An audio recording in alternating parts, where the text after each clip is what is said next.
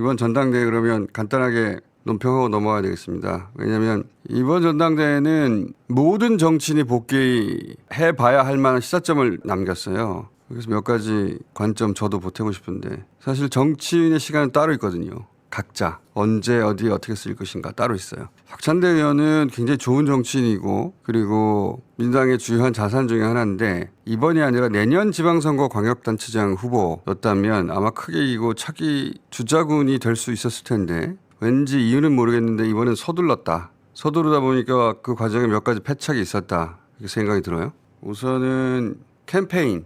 이 정치 고관여층인 권리당원을 상대하는 당내 선거인데 그 당내 선거를 외부에 적과 싸우는 대선처럼 치렀어요.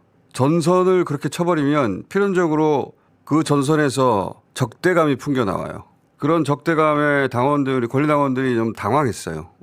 뭐지 우리끼리? 그래서 대선 캠프 합류하듯이 이어진 의원들 지지 선언이 대세론이 아니라 정청래 집단 린치를 보이게 되는 겁니다.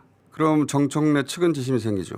만약에 캠프 없이 솔로로 박찬대 의원이 캠페인을 했으면 지지율이 결국은 붙었을 거예요. 박빙이 됐을 겁니다.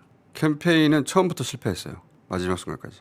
그렇게 말해주고 싶었는데 말해줄 수가 없었죠. 어쨌든 양쪽 후보가 자신이 가진 걸 가지고 서로 싸우고 있는 중이었기 때문에. 그리고 지지율이 좁혀질 수 있었는데 좁혀지는 게 아니라 오히려 벌어지게 만드는 변곡점이 하나 있었는데 강선우 후보 사퇴 요구가 저는 박찬대 캠프의 결정적 패착이었다고 봅니다. 대한민국에서 가장 예민한 정치 고관여층이 민주당 권리당원들이에요.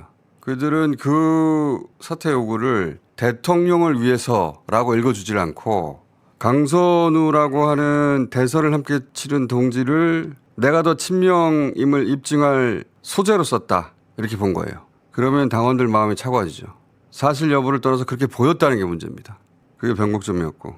그런저런 판단 착오들이 있었어요. 그 판단 착오는 어디서부터 출발한 것인가?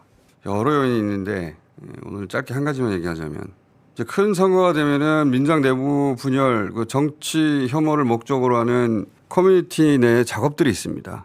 이거는 경선 시작할 때 몇 번이나 얘기했던 건데 예를 들어서 어떤 커뮤니티에서는 하루 종일 박찬대 후보를 배신의 정치인이라고 하루 종일 비판하고 또 어떤 커뮤니티에서는 정청래 후보를 과거 발언을 짜집기해서 하루 종일 수박으로 몰아가요. 하루 종일 해요. 그리고 초반 댓글을 자기들끼리 점령해서 다른 의견을 발붙이지 못하게 몰아갑니다.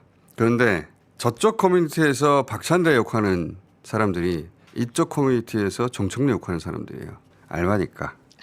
그게 직업인 사람들이 있어요. 그게 직업인 사람들한테 직접 들은 이야기입니다. 제가. 이건 나중에 따로 자세히 한번 얘기하죠. 그런 직업이 언제 생겼고 어떤 사람들이냐. 그러면 이제 그렇게 해서 가짜 여론이 만들어질 거 아닙니까? 그 가짜 여론과 진짜 민심을 구분해서 읽어내는 능력이 오늘날의 정치인들에겐 아주 절대적으로 중요한 자질이에요. 그 가짜를 진짜로 오인하면 전략 전체가 잘못 짜여지는 겁니다. 듣기 좋으니까 거기 호응해주고 싶거든요. 그리고 그 말을 믿고 싶어지거든요. 자신의 열렬한 팬층이 생겼다고 생각하고. 그 가짜와 진짜를 스스로 구분한 첫 번째 정치인이 이재명 대통령이에요. 손가혁이라고 있었어요. 그런 가짜들, 진짜와 가짜가 뒤섞인 손가혁을 스스로 해체했죠. 그걸 끝까지 구분을 못해서 몰락한 정치인 이낙연입니다. 정치인의 운명을 가를 만큼 중요한 자질이에요. 그걸 구분하는 게. 그 진짜와 가짜를 구분하는 능력에 관한 이야기도 해야 되는데 거기서 기인한 판단 착오도 몇 번 있었다. 자, 이건 이 정도로 하고요. 박찬대 의원 직접 모시고 좀 쉬었다가 그때 얘기도 다시 차근차근 되짚어보죠. 이거는 본인한테도 꼭 필요한 복귀입니다. 그리고 다른 정치인들에게도 꼭 필요한 복귀고 왜냐하면 이런 일을 앞으로도 반복해서 있거든요. 계속 있을 것이고 어떻게 그 가짜를 구분해내고 진짜에 어떻게 호응해 갈 것인가 하는 이야기는 매우 중요한 이야기입니다. 일단 여기까지 하죠. 나머지 그 알바들 어디서 뭐하는 인간들인지 제가 자세히 얘기할 테니까 오랫동안 지켜봤는데 한 10몇 년 지켜봤거든요. 네. 이참에 한번 다 잡아버려야 되나 싶기도 하고 여기까지 해야 되겠습니다. 겸손은 힘들다 권민정이었습니다.